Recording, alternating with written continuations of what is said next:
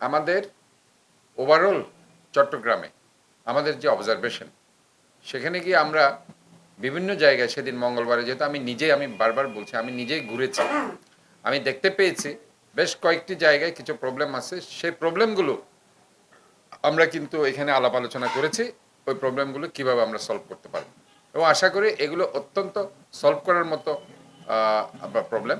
তো এগুলো আমরা এর মধ্যে আল্লাহর মধ্যে এই বর্ষার আগেই, মানে আমরা বারবার আপনাদেরকে বলছি, বর্ষা আমরা টার্গেট করছি at the end of May or first week of June, এইভাবে টার্গেট করে কিন্তু আমরা এখন কাজগুলো করছি। কারণ এটা হচ্ছে মৌসুমি, এটা বৈশাখী একটা মৌসুমি আবহাওয়ার কারণে সেটা হয়েছে, এবং সেটা আপনি ধরে নিতে পারেন গতকাল পরশু 3 দিন অলরেডি হয়ে গেছে, আরও 2 দিন হয়তো বা বাড়তে পারে, অথবা 3, অথবা নাও হতে পারে। তো এটা একটা ব্যাপার।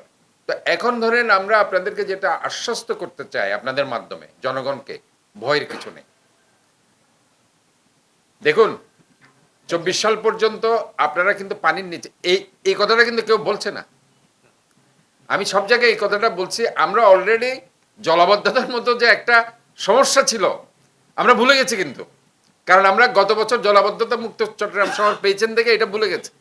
এখন সবাই কোথায় ময়লা আছে, কোথায় ময়লা নেই, কোথায় অমুক আছে, কোথায় নেই, কোথায় লাইট জ্বলতেছে না, কোথায়, কারণ আমরা একটা পাইলে আরেকটা পাইতে চাই, এটা আমাদের স্বভাব। কিন্তু কিন্তু সবচেয়ে বড় সমস্যা কিন্তু জলাবদ্ধতা চট্টগ্রাম শহর। এটা নিয়ে আমরা কখনো অ্যাড্রেস করিনি যে আমরা 50-60 ভাগ জলাবদ্ধতা মুক্ত একটা নগরী গত বছর পেয়েছে, আমরা খুব আনন্দে ছিলাম, স্বস্তিতে ছিলাম। এটা আর কেউ সোশ্যাল মিডিয়াতে বলে না, কেউ বলে না।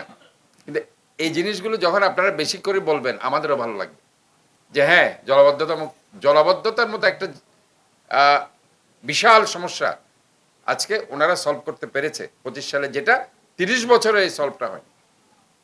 এই জায়গাগুলোতে আমাদের মনে কিছু কষ্ট তো থাকে, কারণ এত বড় একটা সমস্যা। তো এখন আপনারা আবার বুঝতে পারছেন যে এই 2-3 দিনের ঘটনায় হ্যাঁ, জলাবদ্ধতার মতো একটা ব্যাপার তো রয়ে গেছে, যে সমস্যাটা আসলে কঠিন সমস্যা। আমরা তো বারবার বলছি এইটা নিয়ে আমরা কাজ করছিলাম।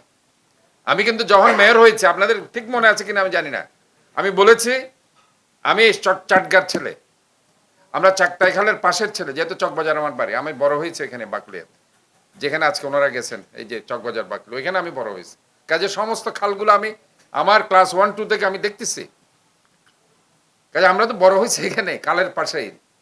তো কাজে আমরা জলাবদ্ধতা এক সময় ছিল না, যখন আমি 70-এর দশকের কথা বলছি।